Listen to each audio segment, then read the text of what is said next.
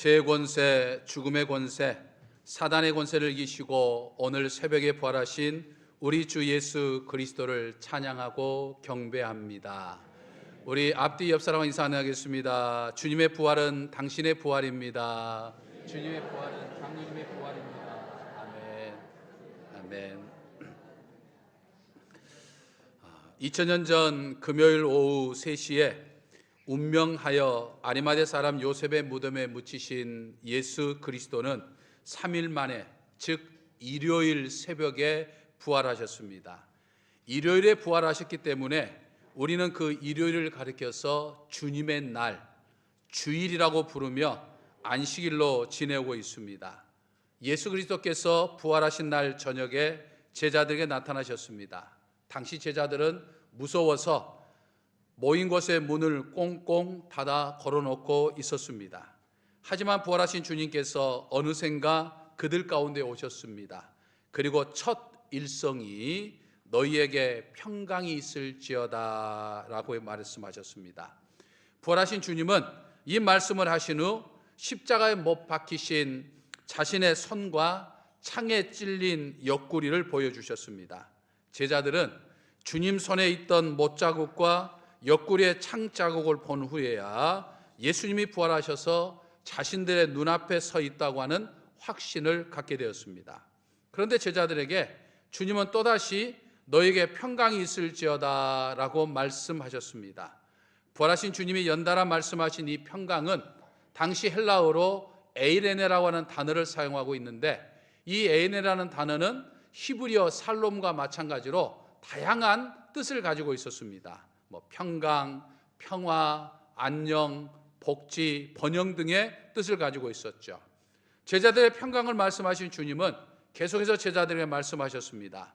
21절 하반절을 보면 아버지께서 나를 보내신 것 같이 나도 너희를 보내노라 라고 말씀하셨습니다.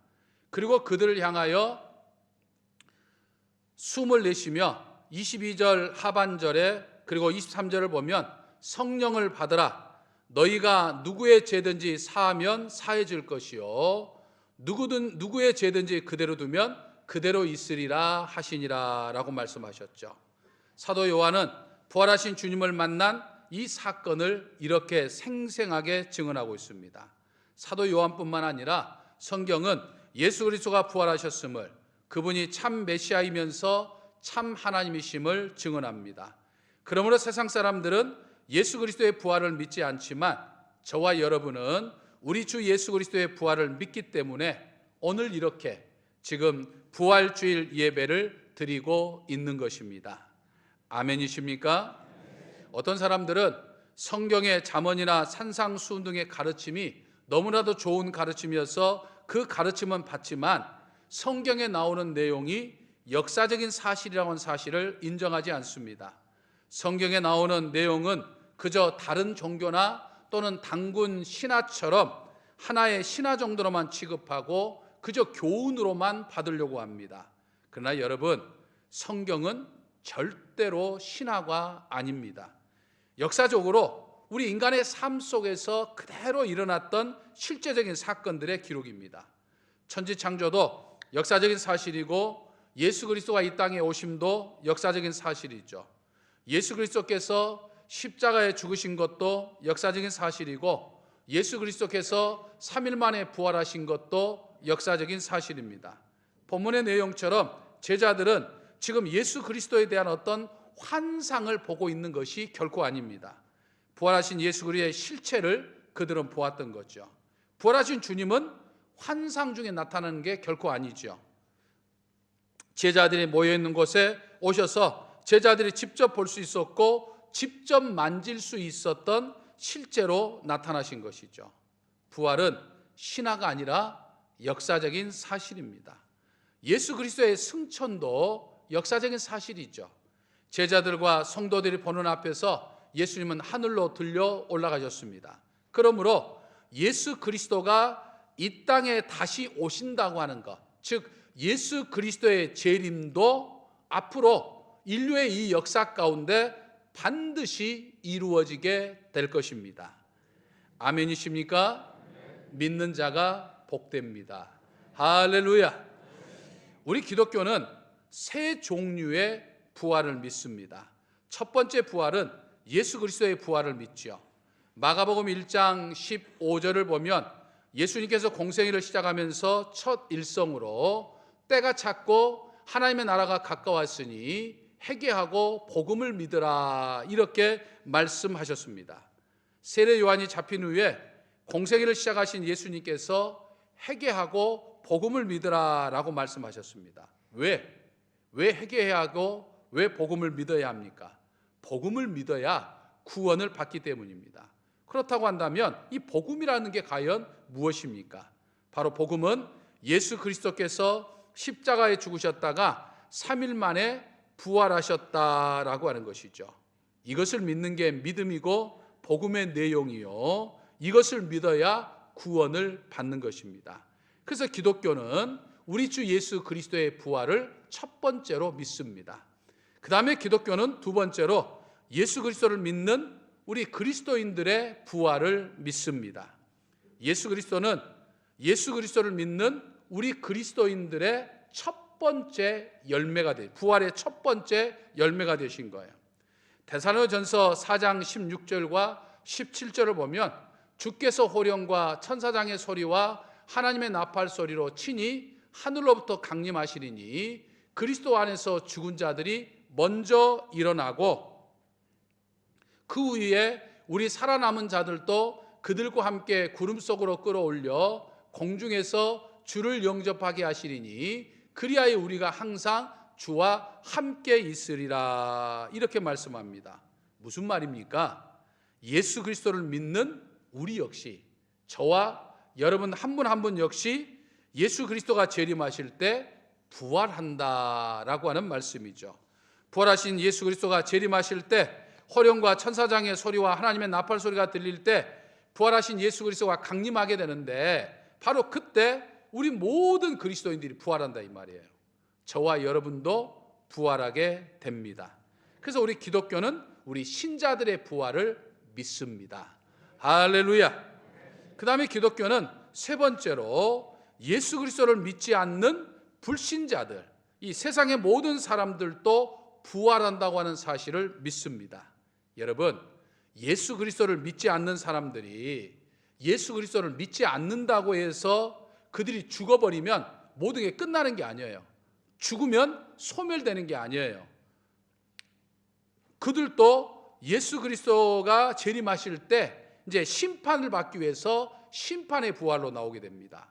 요한복음 5장 28절과 29절을 보면 예수님께서 이렇게 말씀하셨죠.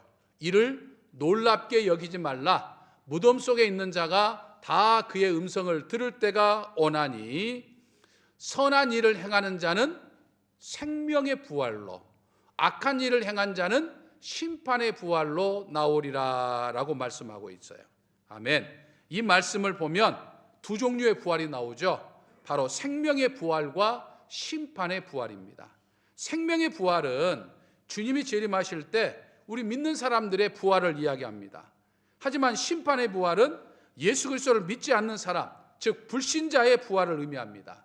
그래서 우리는 부활하여서 영생을, 천국에서 영생의 삶을 살게 되지만 믿지 않는 사람들도 부활해서 어디로 갑니까? 영벌의 삶을 살아요. 지옥불에 들어가게 된다. 영원한 지옥에 들어가게 된다. 이게 심판의 부활이다라고 하는 것이죠. 참으로 안타까운 일이 아닐 수 없는 것이죠. 부활하신 예수 그리스도께서 두려움에 숨어있던 제자들이 나타나신 사건을 증언하고 있는 이 사도 요한의 증언을 보면 21절에서 아버지께서 나를 보내신 것 같이 나도 너희를 보내노라 라고 말씀하십니다. 하나님께서 예수 그리스도를 이 땅에 보내신 것처럼 부활하신 예수 그리스도께서도 지금 제자들을 보낸다는 거예요. 어디로 보낸다는 이야기죠? 세상으로 보낸다는 거예요. 아니 왜 제자들을 세상으로 보냅니까? 부활하신 예수 그리스도, 즉 부활의 복음을 전하라고 보내신다라고 하는 거죠. 다시 말해서 예수 그리스도를 만난 제자들의 사명은 부활의 복음을 전하는 것이다 라고 하는 거죠. 그래서 그들은 예수 그리스도를 만난 후 기도하다가 성령의 역사를 체험하고 세상 밖으로 뛰쳐나갔습니다. 뭐하러 뛰쳐나갔습니까? 부활의 복음을 전하려고 했죠. 그래서 예수 그리스도의 부활을 목격한 사도들이 세상으로 뛰쳐나가서 어떻게 사역했는지를 보여주고 있는 것이 바로 사도행전입니다. 사도행전을 보면 그들은 오직 부활하신 예수 그리스도를 증언하는 일만 했었습니다. 사도행전 1장을 보면 12사도 중에 가룟 유다의 자리가 비어 있었죠. 그래서 그 자리를 채우기 위해서 부활의 증인 중인 마띠아를 따로 세웠습니다. 그래서 그 마띠아를 사도로 세운 이유에 대해서 사도행전 1장 22절을 보면 이렇게 말씀하죠.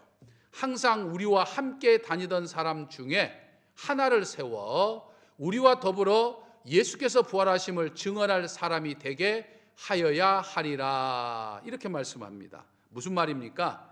마띠아를 세웠는데, 가룟 유다를 대신해서 마띠아를 세웠는데, 마띠아를 세운 이유가 뭐 때문이었다고 그랬습니까? 부활하신 예수 그리스도를 증거하기 위해서 세웠다라고 이야기합니다. 또 사도행전 4장 33절을 보면 사도들이 큰 권능으로 주 예수의 부활을 증언하니 무리가 큰 은혜를 받아라고 말씀합니다. 하나님께서 사도들에게 큰 권능을 주셔서 이 부활의 증언을 하게 하셨고, 그로 인해서 수많은 무리가 큰 은혜를 받고 예수 그리스도를 믿게 되었다라고 하는 것이죠. 뭘 이야기합니까? 예수 그리스도의 부활을 믿는 우리 역시 예수 그리스도의 부활을 전하는 삶을 살아야 한다라고 하는 거예요. 내가 부활하신 예수 그리스도를 믿게 되는 것은, 오늘 내가 이 자리에 있는 것은 하나님께서 나를 세상으로 파견해서 뭐하게 하시려고? 부활하신 주님을 전하게 하기 위해서, 부활의 복음을 전하기 위해서이다라고 하는 거예요. 아멘이십니까? 그러므로 오늘 나의 나 된 것은 부활하신 예수 그리스도를 전하기 위함입니다. 그러니까 나에게 맡겨진 사명이요, 나의 존재 이유가 바로 여기에 있습니다. 그러니까 내가 부활하신 예수님을 전하지 못하면 그리스도인으로서의 존재 이유를 갖지 못하는 거예요. 세상에 살면서 단 한 번도 예수 믿으세요 라고 말씀하지 못하고 예수 그리스도를 증거하지 못한다고 하는 것은 내가 그리스도인의 삶을 살지 못하고 있다고 하는 것을 보여주는 증거인 것이죠. 그래서 우리는 늘 주의 복음을 전하는 삶을 살아야 됩니다. 이 사명, 부활의 복음을 전하는 사명을 살지 않으면 화가 있음을 우리는 기억해야 됩니다. 고린도전서 9장 16절을 보면 사도 바울은 고린도 교회 성도들에게 내가 복음을 전할지라도 자랑할 것이 없음은 내가 부득불할 일입니다. 만일 복음을 전하지 않으면 내게 화가 있을 것이로다, 이렇게 지금 고백합니다. 이 말은 여러분 사도 바울의 고백이지만 이 말씀을 저와 여러분들은, 우리 그리스도인들은 참으로 무겁게 받아들여야 합니다. 사도 바울은 부활하신 예수 그리스도를 믿어서 신앙의 삶을 살면서 부활의 복음을 전하지 않으면 내게 화가 있을 것입니다 라고 이야기합니다. 여러분, 세상에 살면서 화를 받기 원하는 사람이 어디 있겠습니까? 단 한 사람도 없죠. 그런데 복음을 전하지 않으면 화가 내게 있다고 말하는 것은 그만큼 부활의 복음을 전하는 것이 우리 그리스도인들에게는 그 무엇보다도 귀중한 일이요, 반드시 해야 할 일이라고 하는 것을 의미합니다. 우리가 지금 진행하고 있는 2025 새생명축제 행복의 초대도 여러분 부활의 복음을 전하는 거예요. 부활하신 예수 그리스도를 전하는 거예요. 이 일은 해도 그만 안 해도 그만인 사역이 결코 아닙니다. 이 또한 지나가리라 라고 하면서 아이고 50일 그냥 빨리 지나가면 이제 다시 또 이야기 안 할 건데 얼른 빨리 50일 동안 적당히 눈 감고 그냥 지나가자, 이렇게 하면은 결코 안 된다라고 하는 거예요. 누구나 해야 되는 일이다라고 하는 것이죠. 반대로 부활의 복음을 전하면, 주의 부활의 복음을 전하는 증인의 삶을 살면 하나님이 함께 하시는 복을 받습니다. 여러분, 형통한 삶을 살기 원하십니까? 형통의 복을 원하시는 분들은 아멘. 그냥 저는 안 봐도 돼요. 굳이 뭐 형통 안 하고 그냥 우리의 삶이 꽉 막혔으면 좋겠습니다 라고 하시면 노멘. 여러분, 저와 여러분이 다 형통의 축복이 있으시기를 바랍니다. 그러면 어떻게 하면 형통합니까? 형통하려고 하면 하나님과 동행해야 된다 이 말이에요. 창세기 39장 2절을 보면 여호와께서 요셉과 함께 하심으로 그가 형통한 자가 되어라고 말씀합니다. 하나님께서 여호수아와 함께 하니까 요셉과 함께 하니까 요셉이 형통했다 이 말이죠. 그러니까 성경에는 하나님이 함께 하셔야 형통한다는 말씀을 늘 강조합니다. 여러분, 하나님이 나와 함께 하셔야 내 삶이 형통해집니다. 그러면 어떻게 하면 하나님이 나와 함께 하실까요? 그것은 바로 복음을 전하는 거예요. 부활의 복음을 전할 때 하나님이 나와 함께 하십니다. 그래서 우리는 부활의 주님이 나와 함께하는 것만큼 복된 것이 없다라고 하는 사실을 생각하고 참으로 험악하고 험난한 세상을 살면서 우리 주 예수 그리스도와 함께 사는 것만큼 복된 것이 없음을 생각하고 정말 우리는 매일매일 이 부활의 증인으로서 부활의 복음을 전하는 사람으로서 살아야 하는 것이죠. 늘 부활된 증인의 삶으로 인해서 예수 그리스도가 늘 나와 함께함으로 정말 이 세상을 이길 힘과 능력, 또 우리가 계획하는 것들 이루어지는 형통, 또 기도할 때마다 응답받는 응답의 축복이 우리 사랑하는 성도 여러분들에게 차고 넘치시기를 주님의 이름으로 간절히 축원합니다. 할렐루야. 죄와 죽음과 사단의 권세를 이기시고 부활하신 우리 주 예수 그리스도를 찬양하고 경배합니다. 우리 주 예수 그리스도의 부활이 곧 저희의 부활임을 믿고 이 또한 감사하며 찬양을 드립니다. 부활의 주님, 바로 꼬나오기는 저희가 부활 신앙을 가지고서 이 악하고 험한 이 세상에서 담대한 믿음의 삶을 살도록 저희들을 도와 주시옵소서. 무엇보다도 부활을 경험한 사람들이 부활한 예수 그리스도를 증거하며 살았던 것처럼 저희 또한 부활하신 예수 그리스도를 증거하며 살기에 부족함이 없도록 저희들을 늘 이끄시고 인도하여 주시옵소서. 예수님의 이름으로 기도하옵나이다. 아멘. 전능하사 천지를 만드신 하나님 아버지를 내가 믿사오며